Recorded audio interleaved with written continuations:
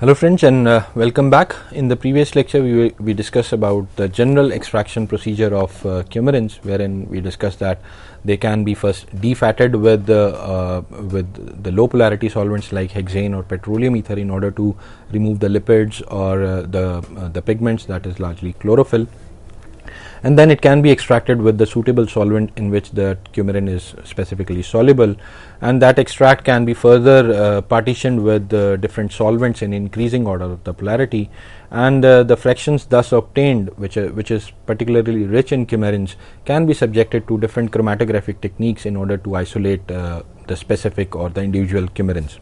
Now, apart from that general technique, there is another method that is known as lactone separation method to separate the coumarins from the plant extract.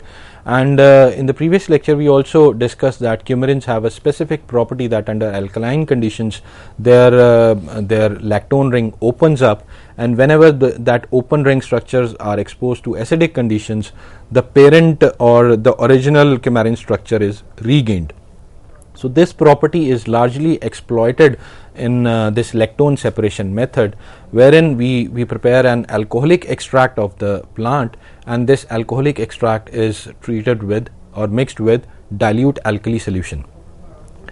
Now, since dilute alkali solution is largely prepared in the aqueous media, now as we are exposing the extract to the alkaline conditions, the lactone ring opens up, giving rise to coumarinate ions, and these coumarinate ions are largely yellow colored and they are water soluble.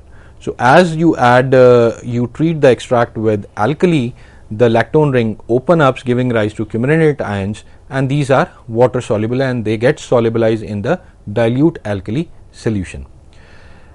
Now what you can do is you can treat this aqueous solution, which is rich in coumarinate ions, with the ether.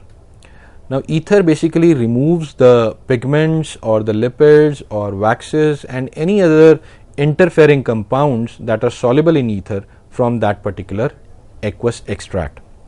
Now, once these interfering compounds are removed, we get a semi-purified type of extract, and this semi-purified type of aqueous extract is again subject to acidification.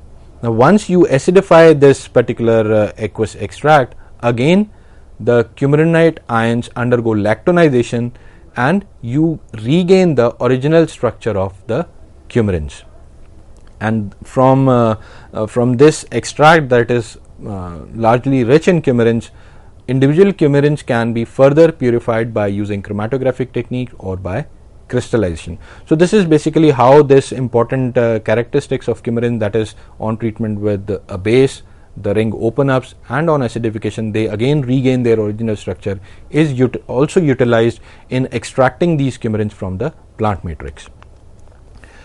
Now there are certain limitations of this lactone separation method, because sometimes what happens is you tend to get certain artifacts when you are extracting coumarins using this method.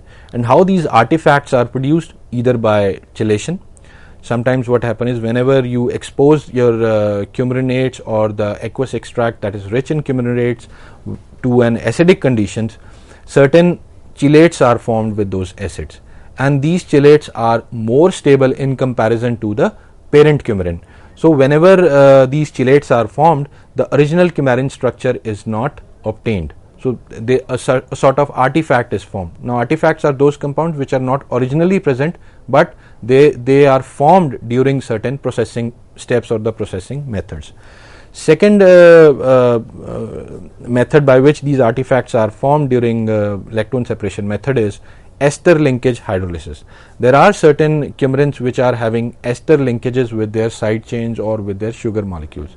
So whenever you are exposing such coumarins to either to alkaline conditions or to acidic conditions, these ester linkages may undergo hydrolysis and you may not obtain the parent coumarin that was present in the plant itself, or you may get the A glycone moiety only.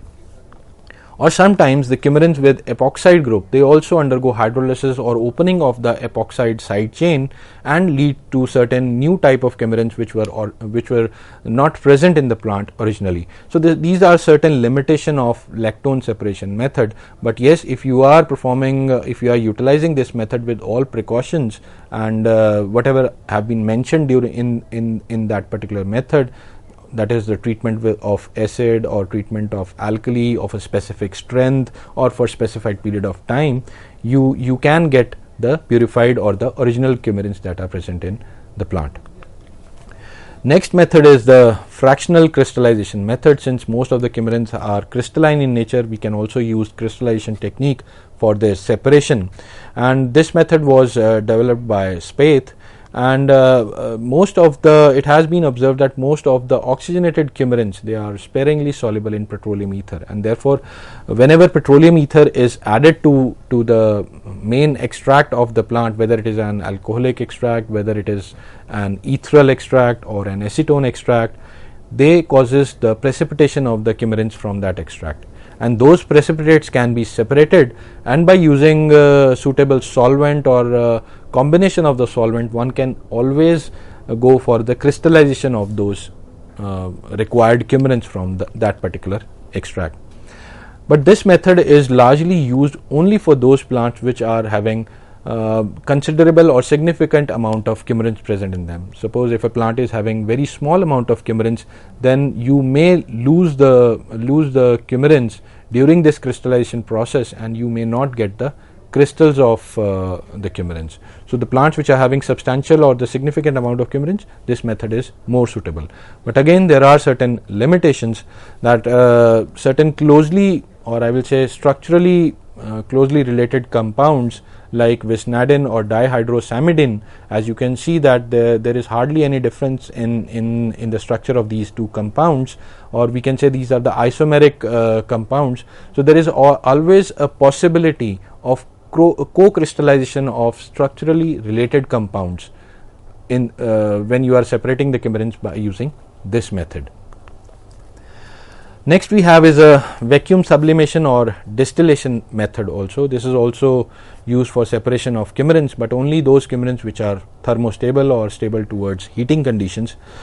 Though it is largely used for thermostable coumarins, but there is always a word of caution that the heating of natural coumarins should always be avoided, or you can say that exposing the thermostable coumarins to high temperatures or prolonged heating conditions should also be avoided, because it has been observed that though the coumarin is thermostable, but if you are using higher temperature or higher extraction times, then such thermostable coumarins also undergo modification. Say for example, the coumarins having prenyl ether like of linkage, as in case of imparatorin, you can see there is a ether linkage at carbon 8 having a prenyl side chain. Imparatorin is a furanocoumarin.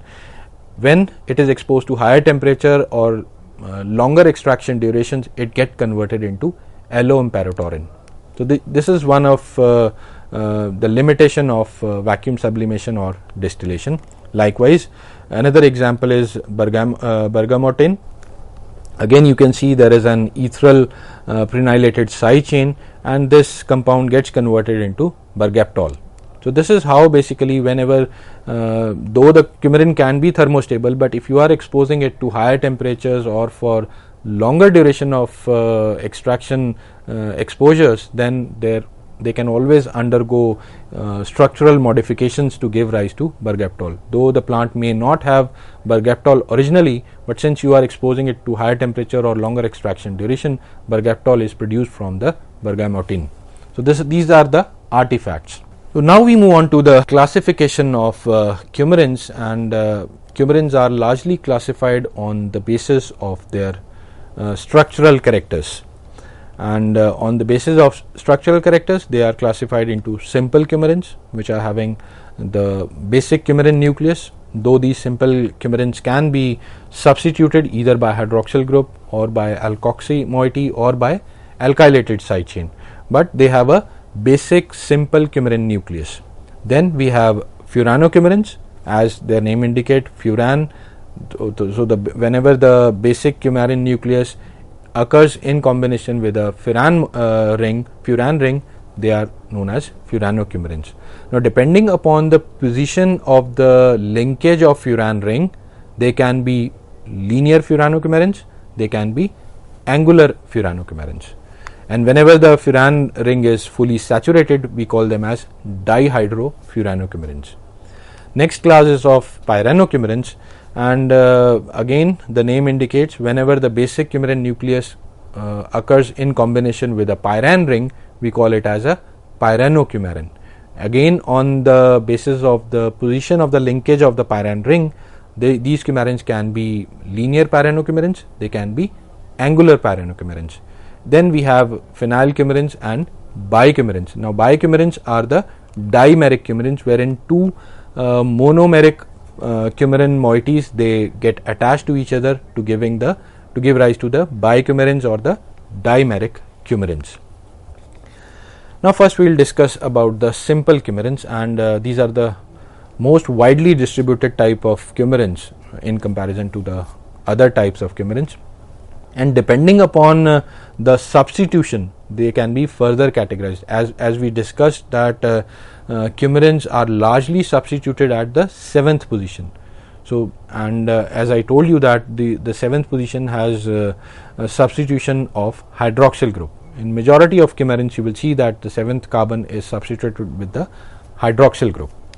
So, depending upon the type of the substitution, simple coumarins can be further categorized as 7 oxygenated, and it can be a methoxy group or a hydroxyl group.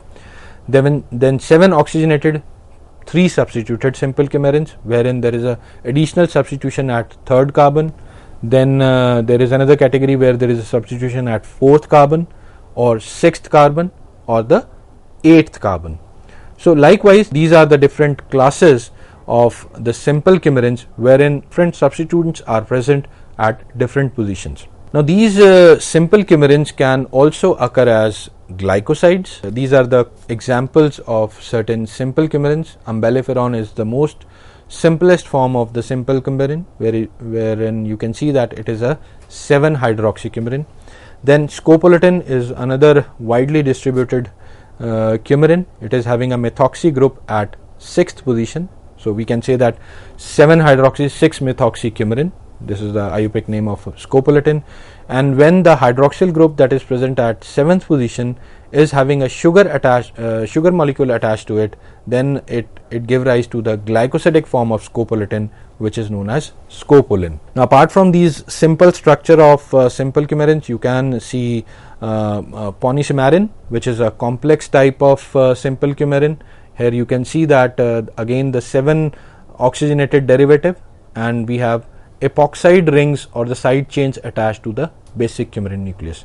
Likewise, we have osthenol, where is a prenylated chain is attached at the 8th position. So, depending upon the type of the substitution and depending upon the position of substitution, these simple coumarins are further classified.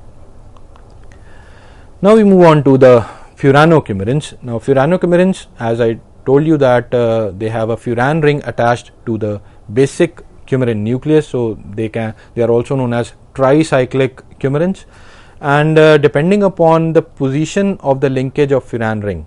So, if the furan ring is attached to the position 6 and 7, we get linear furanocoumarins, and if this furano ring is attached to either to 7-8 position or 6-5 position or at 4 or 3 position, we get angular furanocoumarins. Now, apart from you can also easily understand the positioning of the furan ring by when I give a specific letter to a particular bond.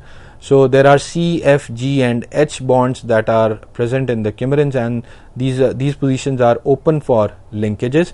So, the furan moiety can be either attached to the C position, F position, G position, you get linear one, and if it is attached to either C, F or H, you get the angular furanocoumarins. And furanocoumarins are largely distributed in the members of Apiaceae and Rutaceae family.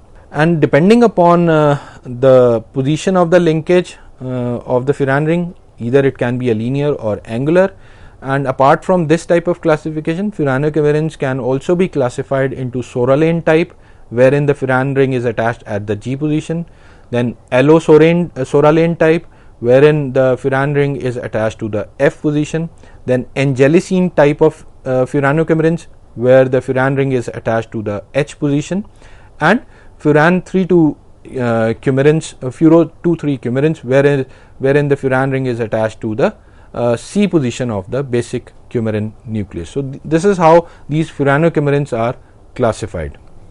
These are the common examples of furanocoumarins: bergeptin, isobergeptin. Bergeptin is a linear furanocoumarin, isobergeptin is an angular one.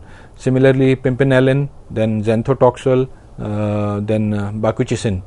Now, pimpinellin, bergeptin, isobergeptin you will find in bitter orange, which is Citrus bergamia, whereas bakuchisin you will find in the seeds of bakuchi, which is known as Sorelia corallifolia, and it is largely used to treat psoriasis or leukoderma, and this is an important property of furanocoumarins which is exploited for therapeutic medicinal use, which we are going to discuss when we will discuss the uses of coumarins.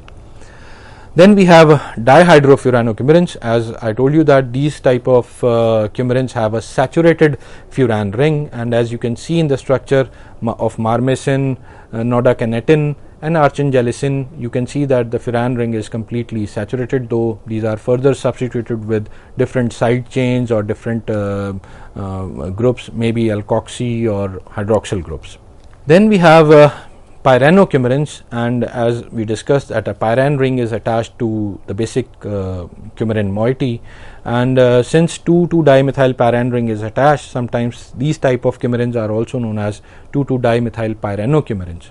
And again, depending upon the position of the attachment of the pyran ring, they can be linear or they can be angular pyranocoumarin. Now these are the common examples of pyranocoumarins: luagentin and dicacin. They are isolated from angelicin gygas. Clanolide A and inophilum A, they are basically isolated from clavophilum and inophilum. Again, here you can see the trivial naming system. The clanolide, the name is derived from the name of the genus, that is clavophilum, and inophilum A has been again derived from the name of the species, that is the inophilum.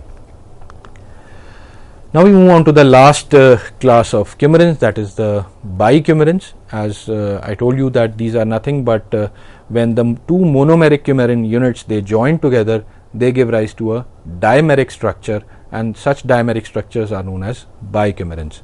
And likewise, in case of simple coumarins, furanocoumarins or pyranocoumarins, bicoumarins can also be classified on the basis of the position of the linkage of the two monomeric units.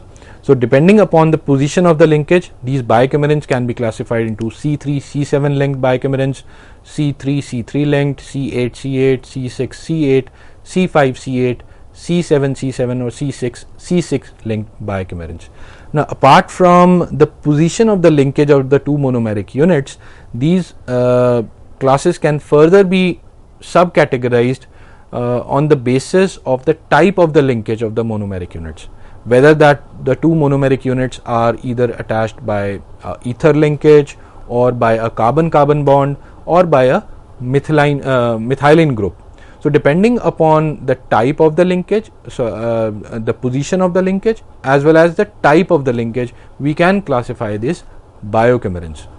So you can see there are certain examples of these biocoumarins, whereas first one is muramarin, then I have coumarinigrin which is a C3 C3 link type, then dapsifenin, that is C3 C7 ether linkage, then gulsamanin, which is C8 C8 linked, and gulsamanin is again a glycosidic coumarin. Here you can see that at the 7th position the hydroxyl group is substituted, or the hydrogen atom of the hydroxyl group is substituted with a glucose nucleus. Then these are certain other examples: bicoumarol or bubaneswin, which are C6 or C8 linked bicoumarins, then dafgilin, which is a C5 C8 linked bicoumarin, then artiminorin, which is a C7 7 linked biochümerin, you can see that they are attached through the 7th carbon. The 2 dimeric moieties are attached to the 7th carbon in their respective structures, and they are linked through the ether linkage. And bi-isofraxidine, which is a C4C4 linked dimeric coumarin or the bicoumarin. So these are some of the examples of the bicoumarins. Now we move on to the chemical tests that are used to detect the presence or absence of these coumarins. And as I discussed, that fluorescence is another important characteristics of coumarin, and these fluorescents are largely used to detect the presence or absence of a coumarin in a given extract, either by the help of chemical test or by the help of thin layer chromatography technique. So in the first test, you take 1 gram of drug powder and treat it with 3 ml of propylene glycol, and to this you add 5 ml acetic acid and 43 ml of water. Now when you observe this solution or mixture under UV light at 366 nanometer, you will observe a blue fluorescence that will indicate the presence of coumarins in the given drug. Or you treat the drug with the sodium hydroxide solution and you get a yellow fluorescence under UV light at 366 nanometer, that will also indicate the presence of coumarins. Now when you treat this drug with sodium hydroxide solution, you are providing the alkaline conditions, and under alkaline conditions we know that the lactone ring opens up to give rise to coumarinates which have yellow color, and therefore you get the yellow fluorescence under UV light. Now there are certain specific tests for furanocoumarins. One is Ehrlich test, and as I told you, specifically for furanocoumarins, in this we take the extract of the plant and treat it with dimethyl aminobenzaldehyde solution that is prepared in 5% ethanol, and then this mixture is again acidified by bubbling gaseous hydrochloric acid, and you obtain the orange color, and this orange color will indicate the presence of furanocoumarins in the particular plant extract. Now apart from Ehrlich test, there is Emerson test. Now Emerson test is largely used to differentiate between the linear and angular furanocoumarins. Now Emerson reagent is nothing but it's alcoholic KOH along with aminopyridine and potassium ferricyanide. So whenever extract is treated with Emerson reagent and it is observed under UV light, if you get a red violet color, that will indicate the presence of angular furanocoumarins, and if you don't get this kind of color, you can assume that the plant may have, or the extract may have, the linear furanocoumarins. If the extract has already given positive Ehrlich test, because that was specific for furanocoumarins, once you get a positive Ehrlich test, that indicates your plant or the extract has furanocoumarins, and further you can perform the Emerson test in order to identify whether the furanocoumarins are angular or the linear. So these were certain chemical tests. Now we move on to the chromatographic test or the TLC test, wherein the fluorescence is used to identify the type of the coumarins. As we discussed, that fluorescence is one of the major property of coumarins. So whenever 7-hydroxy or 5,7-deoxygenated coumarins are present, you will get a blue fluorescence on a TLC plate, as you can see in this picture. Whenever 7-alkoxy coumarins are present in the extract, you may get a purple fluorescence, or purple bands, or the band showing purple fluorescence will indicate 7-alkoxy coumarins. Likewise, furanocoumarins, they will give you a dull yellow or ochre fluorescence if they are present on a TLC plate. Obviously, there are certain exceptions like soralin or methoxyangelicin. They will give you a blue fluorescence, though they are furanocoumarins, but they will give you a blue fluorescence.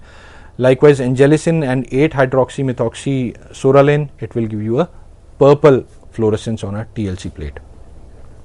Now whenever the plate is treated with an alkali and the intensity of the fluorescence increases, that will indicate the presence of phenolic group in a particular coumarin.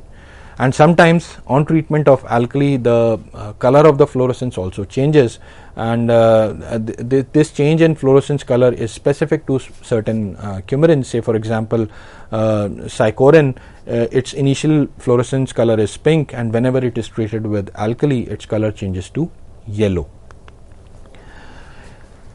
You can also spray your TLC plate with 1% aqueous ferric chloride solution, and if your extract is having phenolic hydroxyl group present on the coumarin, then you may get the blue fluorescence. So this is how basically how you can get an idea that what type of coumarin is present in your extract, or whether the coumarin is present in your extract or not, using these chemical tests or these fluorescence tests. Now we move on to the last aspect of the coumarins, that is the uses, and as we have seen that they have large structural diversity, therefore they show various biological activities, and most prominent one is the antimicrobial, because they have phenolic groups or alcoholic groups present on their structure. They have shown wide array of antimicrobial activity against bacteria, fungi as well as viruses, and they also decreases the concentration of pro-inflammatory markers like NF-kappa B or cytokines, and they exhibit a very potent anti-inflammatory activity. Then I also discussed that furanocoumarins have a specific property wherein they enhance the pigmentation of the skin, and therefore they are largely used in the treatment of psoriasis, vitiligo, leukoderma, or any kind of hypopigmentation condition. Now these furanocoumarins basically they absorb the sunlight. Whenever the sunlight is absorbed, their electrons basically they move on to the excited state, and in this excited state they form linkage or bonds with the pyrimidine bases of the DNA, leading to the increased production of melanin, and that is how the hypopigmentation is being treated.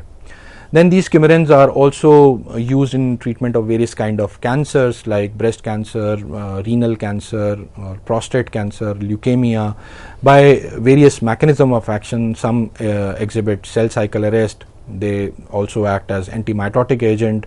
They also act as kinase inhibitors or apoptotic agents. So this is how they show anti-cancer activity. Some coumarins have shown beneficial effects in memory-related disorders like Alzheimer's disease. Say for example, scopolamine and scopolamine, they have shown a significant acetylcholinesterase inhibitory activity, thereby preventing the degradation of acetylcholine, which is an important memory neurotransmitter, and thereby showing beneficial effects in memory disorders. Then anticoagulant is another important property. Dicoumarol, it prevents the formation of prothrombin, and we know that prothrombin gets converted into thrombin for showing the coagulation effect. So dicoumarol basically inhibits the formation of prothrombin, thereby showing the anticoagulant effect, and therefore they also have shown efficacy in thrombosis. Some coumarins also increase the bile secretions, and they increase the GABA concentration in synaptic region, thereby showing anticonvulsant effect. And it has also been observed that whenever they are given with standard anticonvulsant drugs, they have shown to increase their activity. Though the increase in activity has not been fully elucidated, the mechanism has not been fully elucidated, but it is assumed either they increase the absorption of the anticonvulsant drug, or the increase in the GABA concentration facilitates the anticonvulsant activity of the other anticonvulsant agents. So friends, this was all about coumarins, beginning from their etymology to their uses. So thank you.